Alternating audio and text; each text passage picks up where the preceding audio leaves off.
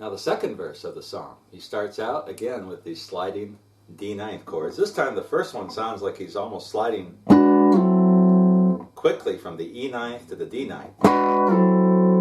Kind of like that. Then he does another slide.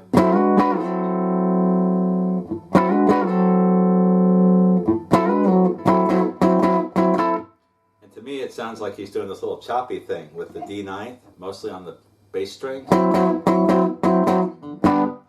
the stop, and then to the double stops.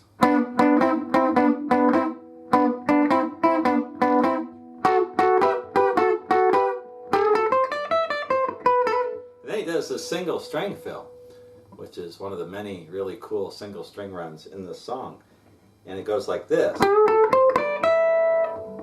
So I get the timing right. He comes out of the 4,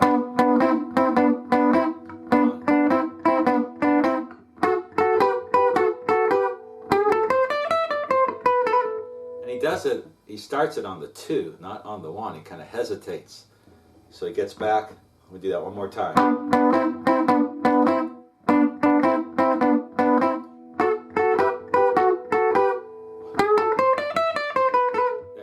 There.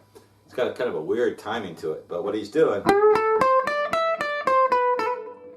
and he's starting with a little bend on the 12th fret of the 3rd string, and I'm doing it with my first finger anchored on the 10th fret of the 2nd string, and I'm using my 2nd and 3rd fingers to bend up, and I think this is the easiest way to do this. So he's bending up to the 10th fret of the 2nd string, to the 13th fret, to the 10th fret of the 1st string, to the 12th fret.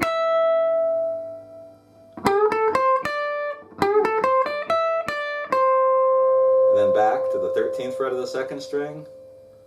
And he does a little hammer-on pull-off thing. Like that.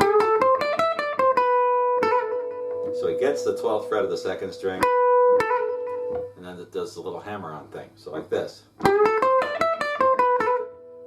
And then the tune goes back to this. He does another single string run.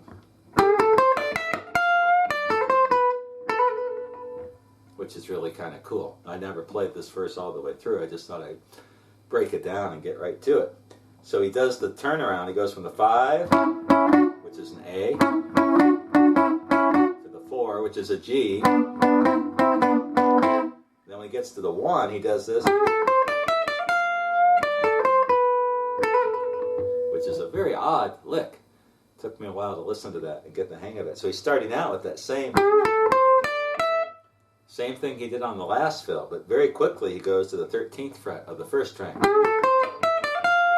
And he bends it up. Like that. So that first part. And then he does this really odd, from the 10th fret of the 1st string to the 10th fret of the 2nd string, 13th fret of the 2nd string, and then the hammer-on pull-off. I'm sorry, he goes right to the 12th fret of the 2nd string.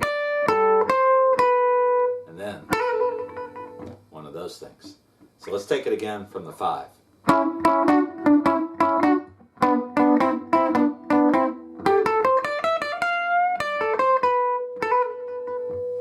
That's the end of that verse. So that's a really cool little lick. So you've got this, and then you've got this. A couple variations on the same, playing in that first position blues box. So next verse, he does something like this.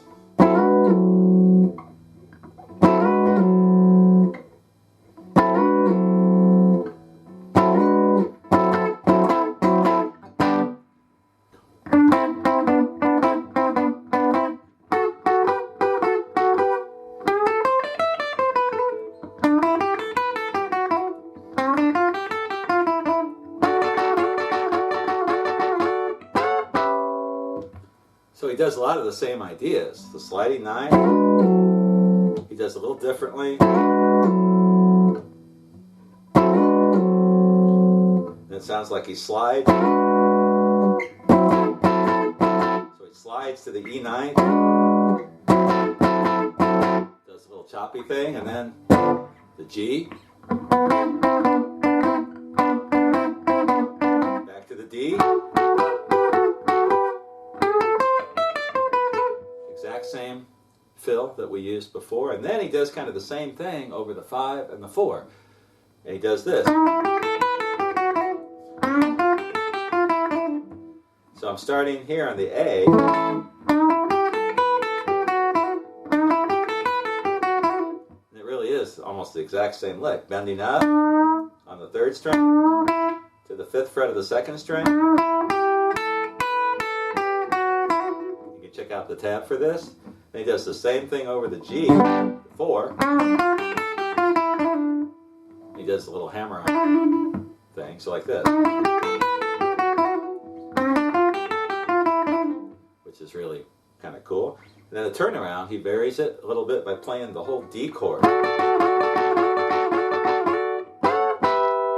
then doing that same 9th slide. So I'm playing like a shortened 2-finger D chord. First finger on the 10th fret, 1st and 2nd string, 2nd finger on the 11th fret of the 3rd string.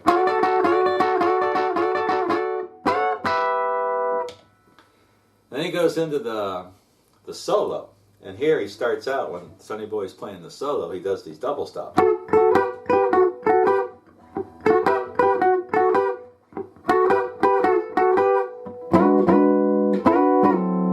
He does a chord slide, then the G,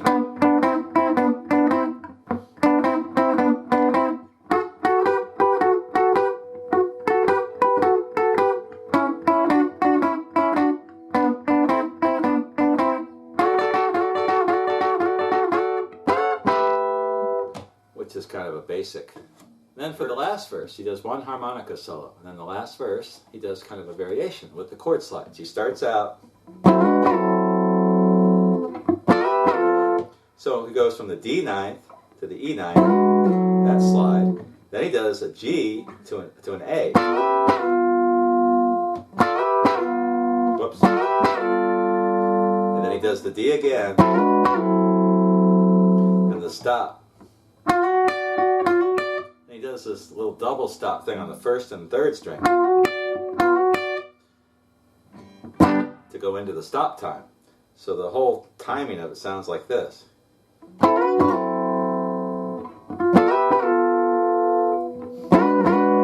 think he does a double twice.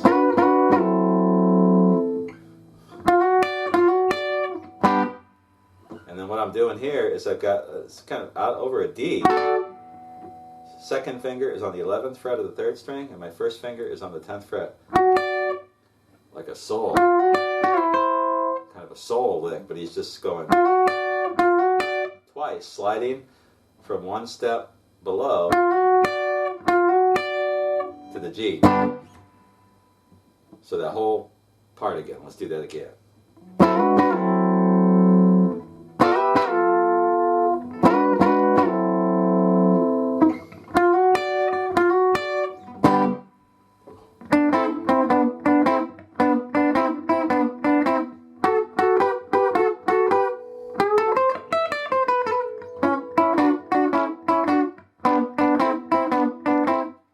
Get ready for the end tag, that fill, exactly the same way you played it earlier. And then the stop time,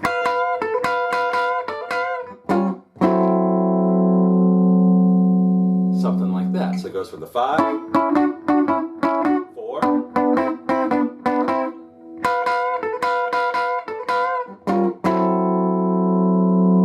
what I'm doing here, I've got a double stop, pinky on the 13th fret of the 1st string, ring finger on the 12th fret of the 2nd string, and I put my 1st finger, barring the 1st and 2nd strings, on the 10th fret to keep it all steady.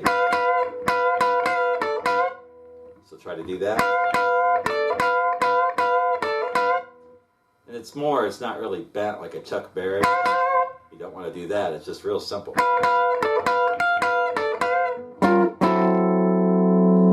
Now when I first heard it, I thought he might be playing this, which is a T-Bone Walker type thing where I play a diminished chord shape and really bend up. I think he's doing that. I think he's just doing the two strings, first and second string. And then a sliding into the D9. I don't think he does any. It just sounds like. And the harmonica is playing over the top of it. So that is a lot of really cool guitar stuff. Now, one thing I left out, the second guitar. And if you listen to the song closely, there's this bass guitar going, and it's playing over the D. But I don't think he's playing it like that. I think he may have dropped the D. So taken my E string, 6th string, and dropped it to a D. So I'm going to do that for you one time.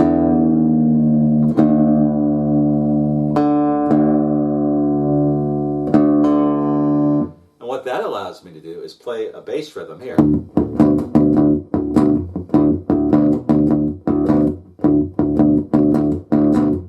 And it sounds like in the background, while he's doing this, you got this. Real subtle shuffle rhythm. And then when he goes to the 4, and what I'm doing, instead of normally I would play, let's say I'm an A, I would play like this. But when I tune that, when I drop that to a D, what I can do is play open, 6th and 5th strings, and then put my finger, whichever one I want to use, on the 2nd fret of the 5th string. Off, on, off. And I can play a shuffle like that. When I go to the 4, I'm going to bar with my first finger at the 5th fret, the 6th and 5th string. And there's my G.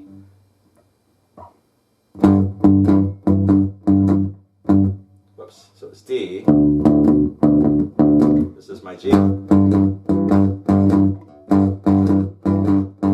Back to the 1.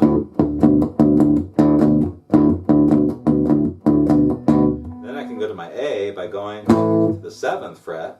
So that's an A chord, and that's an A chord, 7th fret, 6th and 5th strings. Then I'm taking my finger down on the 9th fret of the 5th string. I forgot to explain that. So when I'm playing the G, I'm going on the 7th fret of the 5th string.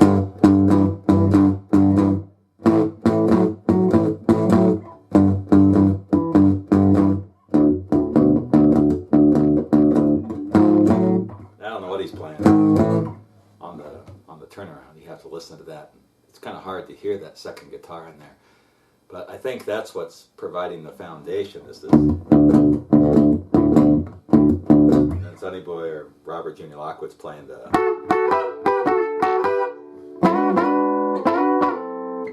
And you've got this going on behind it. So, as far as I know it, that is Sonny Boy Williamson's I Don't Know. Lots of cool ideas. The sliding 9th chord. Lots of variations on those. The double stop. Lots of single string run. Stuff like that. These 5-4-1 licks. Or some cool turnaround. Or a lot of great guitar playing in that song. So my advice is take what I've got here, listen to the original, and pick out what you want. And a lot of those ideas, I'll use them in all kinds of different situations, different songs. And not the whole thing, not playing everything note for note. I've never played the song I Don't Know in my life. I'd like to, it's a cool song. But those ideas, use those all the time. If you have any questions, comments, contact me, I'll get back to you. And if you see any mistakes or problems with my lesson, let me know so I can fix them up. I'll be back in July with another classic blues song breakdown.